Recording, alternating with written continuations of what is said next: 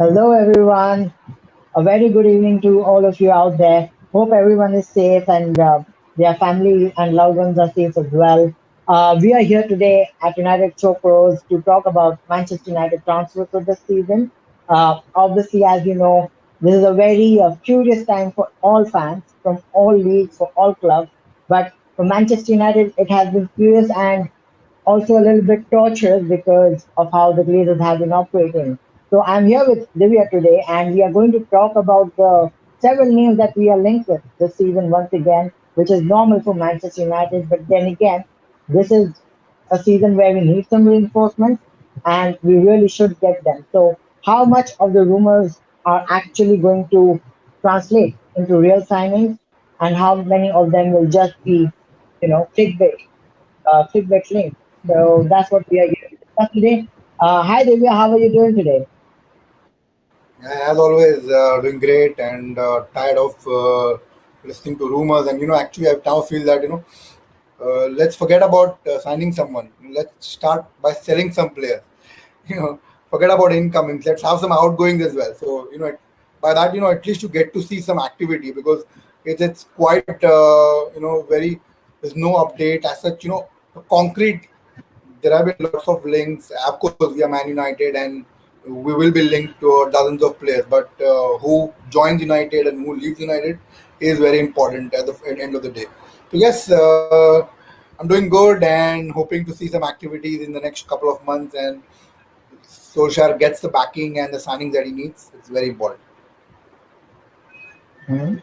So obviously, let's just begin with the topmost name that we have been linked with this year as well as throughout last year.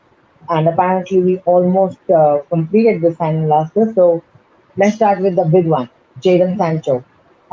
As per the report suggests on Daily Mail, on as per what I've read, United did actually bid for him, but it was again way short of what Dortmund wanted. And apparently, we are acting a bit like Arsenal used to in the earlier days.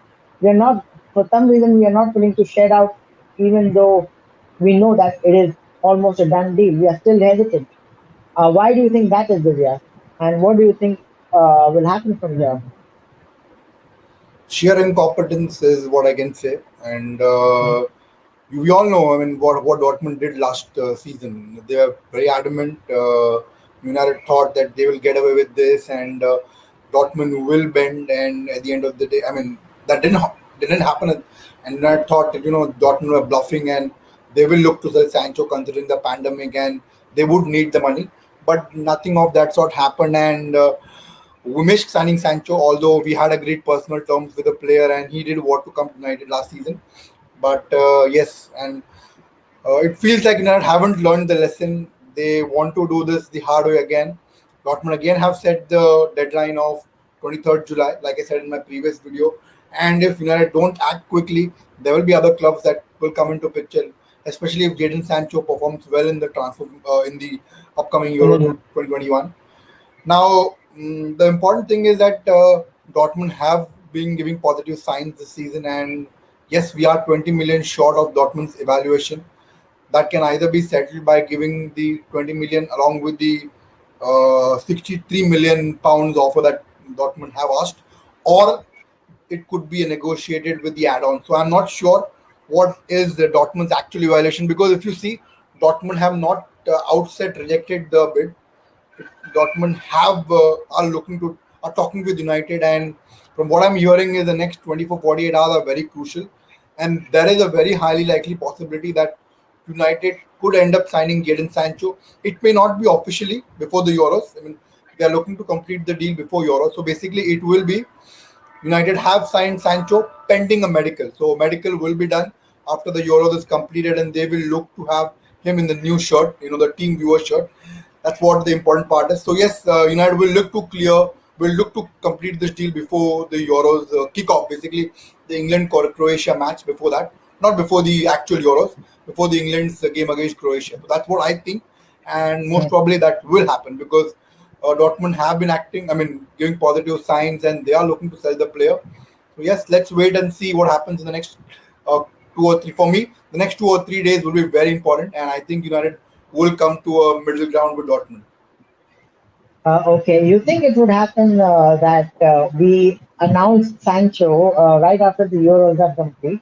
So basically, you would actually drag on until the Euros are complete, until the end of the season, maybe something like the last day of the transfer window, and we will announce Sancho then, and we would also announce that the deal had actually been done way before the Euros. So Mhm. just so that United can act that they actually did their job correctly. Do you think that's something which will happen? Because I just have a No, feeling no, no. It won't. I mean, they. To be honest, I think they're just waiting. They will even if they sign him, in couple of days, they will wait for the first week of July because the team viewer kit doesn't come out before that. before that. So Yeah, there are lots of signings to do, a lot of activities for Fletcher and Muta to get completed because it's not just incoming, the outgoings. They need to take care of Lingard. They need to sell. I think either of the keepers will end up going, either Henderson or David. As I'm not sure which one. Also, Diego Dalot, what hearing is they have to get his loan extended and have an buyout clause. So basically, obligation to buy is what looking to do with AC Milan. Lots of stuff to do. So I think Jadon Sancho is something they will look to complete before the Euros begin, or at least in this month. So come first week of July when the team viewer quit is revealed, so they can do a huge marketing deal and get Sancho signed in with a new kit and so endorse him as a brand. So that's what the plan will be because they are looking to sign a centre back as well. From uh, what I'm hearing, is there's a list of centre back signing. Varane, Torres, Kunde, and a couple of more centre backs are linked. So Varane is the priority. So they will wait. They've all To be honest, they've already offered Varane a deal of 12 million a year. So they're waiting for Varane's final decision whether he wants to stay at Madrid or he wants to sign with Chelsea or PSG. We'll have to wait on that, and depending on that, they will move on to Pau Torres. okay, and speaking of centre back, there is another centre back that we've been linked with. Someone been mentioned there, and he's from Serie A. So a lot of people actually mixed his name up with the name for Cristiano Ronaldo because the guy's name is Christian Romero. I don't know if No, you no, are no. aware. That is. Uh, Yeah, I'm aware of that. I think that's yeah, not. That's just trying to get rumors and linked. I mean, I don't uh, think there's any truth in that. Even Fabrizio Romano has denied it. Christian yeah, Romero exactly. has Did not been linked to United. Neither a bid was put in, and yeah, I mean, to get rejected, a bid has to be put in. So Man United were never linked to him. Man United's top priority centre back has always been Varane, and if Varane rejects coming to United to either stay at Madrid or go to Chelsea or PSG, they will move on to Pau Torres or Jules Koundé. So that is the priority. Christian Romero was never in focus. I think that's between Juventus and Atlanta. These are the two only clubs involved with Christian Romero. So yeah, that's not happening. okay. All right. So moving on then to the next big subject of transfer rumors for Manchester United, and this is someone linked to the sellouts, the outgoing that you were mentioning. Hmm. Paul Pogba, of course. It's no longer even harder to get. So again, they're having now that he only has one season remaining on his contract, and we are in a Van Persie kind of a situation, or uh, where we have one season. We either risk losing him for free at the end of next season, or actually Hmm. sell him. Of Correct. course, the fact being that the practical part of it now in the current reality is that no club can actually afford to buy him if we actually follow his buyout clause or even his wages will not really Hmm. be affordable for too many clubs out there. He was in the Correct. past only with Barcelona and Real Madrid, and we all know how badly they are in terms of their financial case. So, what do you think is going to happen with Pogba? Should we keep him? Should we let him go, or is it just Raiola being Raiola? I think Raila hasn't even spoken till now. So I just read a tweet. There's a an update from I think Fabrizio Romano, and it's Paul Pogba has spoken to RMC Sports. I'll read that out. Paul Pogba says, I have a year left on the contract. Everyone knows that. There has been no concrete extension proposals. I am still a Manchester United player. Contacts with PSG? Question mark. I have an agent that deals with all that. I don't have Al Khalifi's number. So basically, he's flirting with PSG. Um, uh, Now, to be honest, if you ask me, Paul Pogba, brilliant player. I'm a big Paul Pogba fan. I would love to keep Paul Pogba at Man United. A lot of people believe that he's not been he's not been able to perform at his best at times because he's been surrounded by your Felainis and players which are not of his quality or someone close to him. Because if you look him play for France, he's a completely different player. And then forget about France, the introduction of Bruno Fernandes. When Bruno Fernandes, from the time Bruno Fernandes has come to Man United, Paul Pogba looks a complete different player. This past season, he was brilliant, absolute brilliant. He was. I wanted this Paul Pogba since the first season, and we couldn't see that Paul Pogba because he was not surrounded with that kind of player. At Juventus, he was around, I think Andre Piolo, and there's another one I forgot his name, the Italian midfielder, who was at his prime. So he was surrounded by good players, and when he's surrounded by good players, you see the best of Paul Pogba. Now, if you were to offer Paul Pogba a new contract, it'd be nothing less than 400 grand a week. Thus, has Paul Pogba even if we say he's not been surrounded by that kind of players, but he doesn't has not justified that kind of a wage. 400 grand a week, I don't think will be doing another Alexis Sanchez. And again, after a year, he'll be Real will be gobbing off my client wants to go to Madrid. My client wants to go to Juventus. So to be honest, I think if United have the opportunity to sell him, they need to sell him. From what I'm hearing, is United want around 60 to 70 million pounds, not even euros, which is crazy money. No club in this pandemic has that kind of money to uh, get Paul Pogba and give him that kind of wages. So ideally, what Paul Pogba will do is he will run down his contract. Like I said in my earlier video as well, he will ideally run down his contract, and then when he's a free agent, he'll ask clubs like PSG or Barcelona to give him a huge contract, even maybe 500 grand a week, and pay him a joining bonus because he doesn't have to pay the transfer fee. The club doesn't have to pay the transfer fee. So I think if United have to get something good out of this deal, it'll be best for them to sell him for 30, 40 million pounds, and let him go to either PSG or Juventus, whoever's ready to take him, and then use that money to buy another defensive midfielder because we're crying out for a defensive midfielder, and we got to stop using Scott McTominay and Fred, two players doing a job of one player. So I think if United end up selling Paul Pogba, it will be beneficial for them.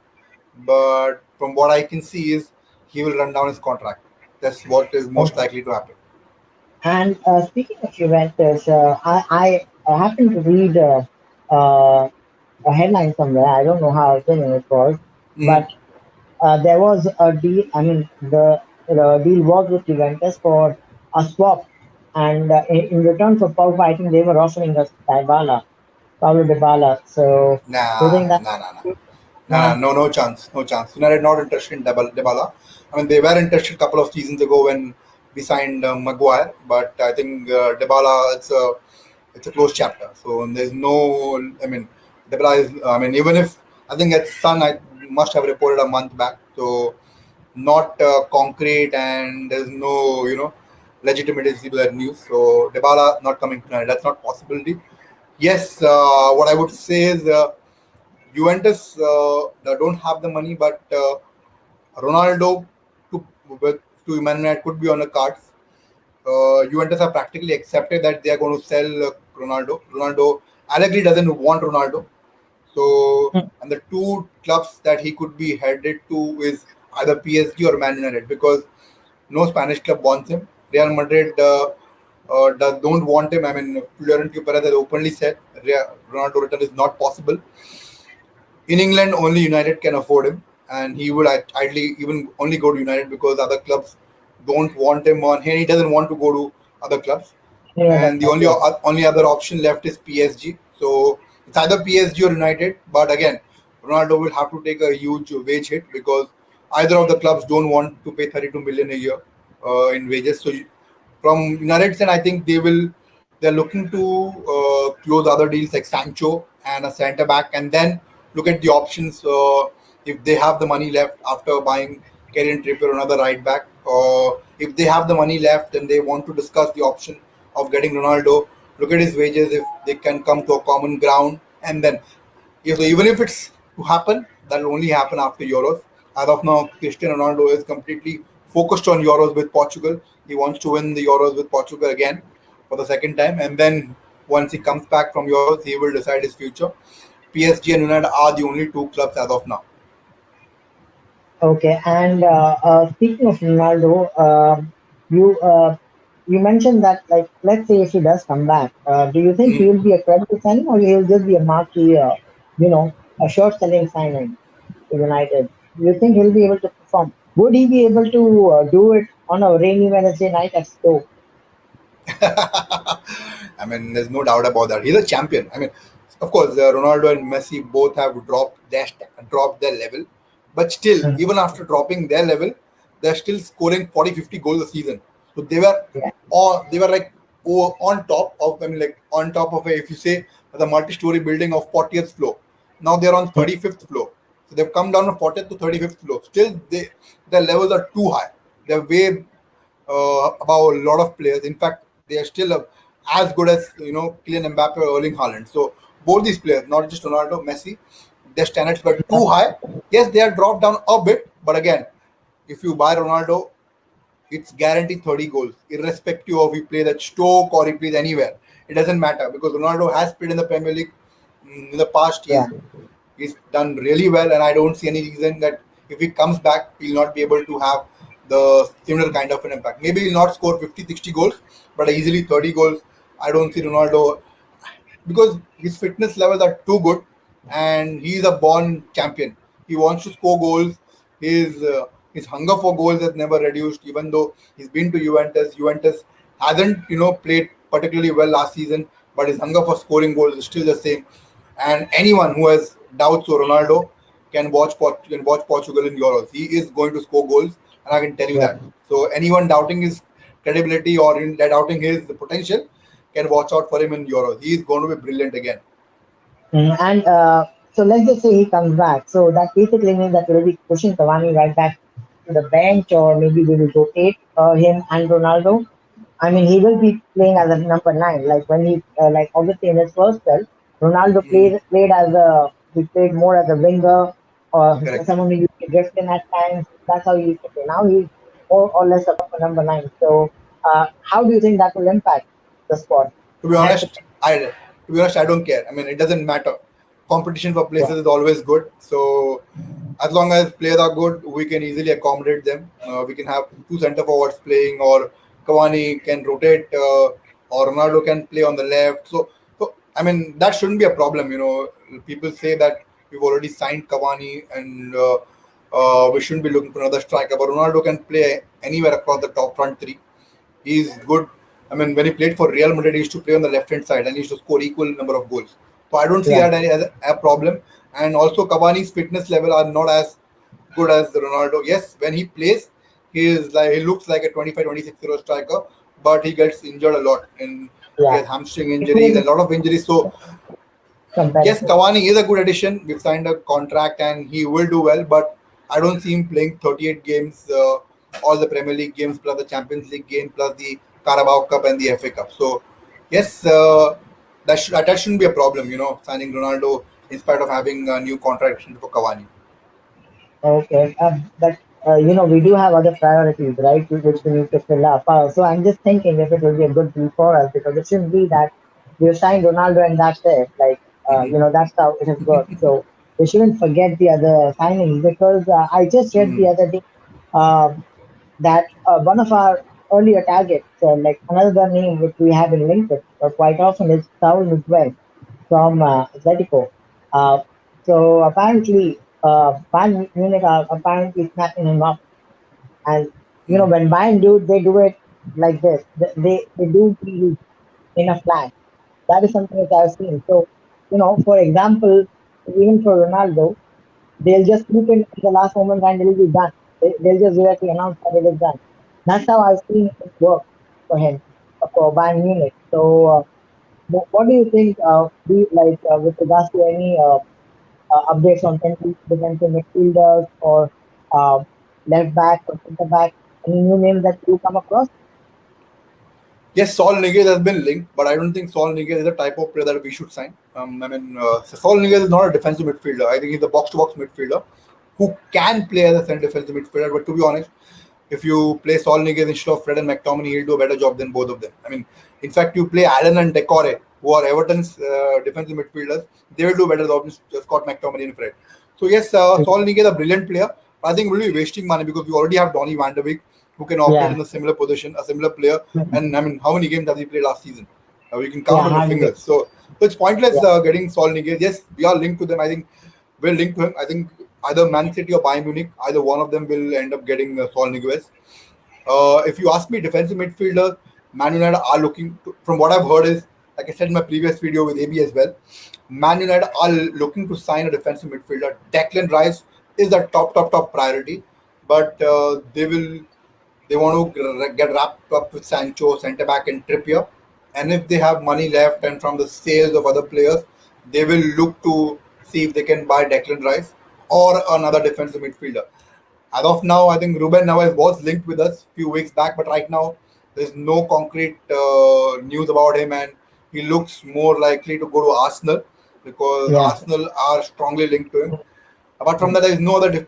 See, to be honest, if you ask me, I would say centre back and centre defensive midfielder are the two top most priority signing that we need to do. I don't even think we need Sancho. I mean, Sancho's a brilliant player. I would definitely love if Sancho comes to United, but priority should be a centre defensive midfielder and centre back because if you watch last season, we scored a lot Sancho of Deal. goals. We scored a lot of Yeah, goals, and where yeah, we messed up was conceding. We conceded more goals than Liverpool and I think Chelsea. So you can see yeah, that how bad defensively we were. And Scott McTominay and Fred, although they did that, they gave the 100%. I mean, they you can never doubt their uh, commitment. the commitment. Yeah, the commitment levels are absolutely amazing, but they're not good enough. I mean, McTominay can come off the bench; he's a good bench player, and same with Fred. You need a proper. Man United only have one defensive midfielder, that is Nemanja Matic, and he's past his prime. So you need a prime Yeah, Nemanja Matic to control that mid. You are basically wasting two players, to do a job of one player. So that needs to okay, stop. okay. I think the arrival of Rafael Varane, a quick centre back, will change a lot of things. So let's wait on that. And okay, so speaking of Pogba's departure earlier, let's say it does happen. Do you think that will open up some game time for Van der Beek this season? Yeah, it's a difficult one. Never know. I mean, again, if we depends on what the other signings that we end up making. If you end up buying Pau Torres again, I don't see Pau Torres as a starter. He'll be back with the Lindelof and Maguire, and he'll say Pau Torres needs to adapt to Premier League slowly and steadily. So it depends if Rafael Varane comes, out and out centre back who will directly replace Lindelof. Then maybe in that case, if Pogba goes and using that money we sign a defensive midfielder, then yes, that will open up room for Van der Beek who can play the box to box midfielder. So again, it depends upon the signing that we make, the player that we buy, the type of player that we buy, and if Pogba goes, then yes, Van der Beek's position can change and he will get more game time. Ole Gunnar Solskjaer has said that this upcoming season, Van der Beek will get more game time and he will have more effect. So again, uh, we feel sorry for the lad because he's not had that many opportunities, and whenever he's had, he's done pretty okay. Again, I think the game against Wolves, the last game of the season, was his best game. We saw the best of Van der Beek playing in that number 8 position, and you can get, I mean, because he was playing with Nemanja Matic, a proper CDM, so that allowed Van der Beek to move forward and show his passing qualities. So yes, again, Hmm. like I said, depends upon the signing that we make next season. It's very important to buy a top class centre back and a centre defensive midfielder. If we do that, we will see Van der Beek playing more often, next season. Okay, yeah, well, that actually seems to be the case for a lot of our central defensive midfielders because even Fred, I've been hearing this for a long time now that we need to sign a defensive midfielder who opens up who frees Correct, the correct. attacking midfielder. It was the same with Pogba.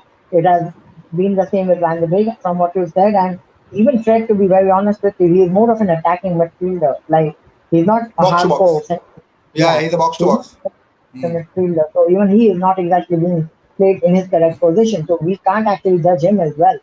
And there was a lot of praise for him. The press was like, "Yeah, this is Pep Guardiola praised him, and then we signed him." So yeah, let's just hope that we get this long. This spot which has been missing for so long. So yeah, let's just keep our fingers crossed, and that would be it for today. So that's it now, guys. I hope you enjoyed our episode, and we'll be seeing you very soon next week with more transfer updates. We may be talking about the Euros a bit as well, how United stars are performing, among the many other topics. Have a good day, everyone. See you. See you guys, and do subscribe to our channel, bottom right hand corner, and smash like on the video. Quick update from tomorrow, Euros will begin, so we will be going live. I'll be going live. So let's see if I'll try to chip in Prashant and AB if they have time and if they can come, it will be brilliant. So yes, we'll be live tomorrow for the first game, 12:30, and let's see you. I mean, hope to see you in the watch along. Thank you guys once again. Thank you, Prashant, for hosting the show today. Bye for now.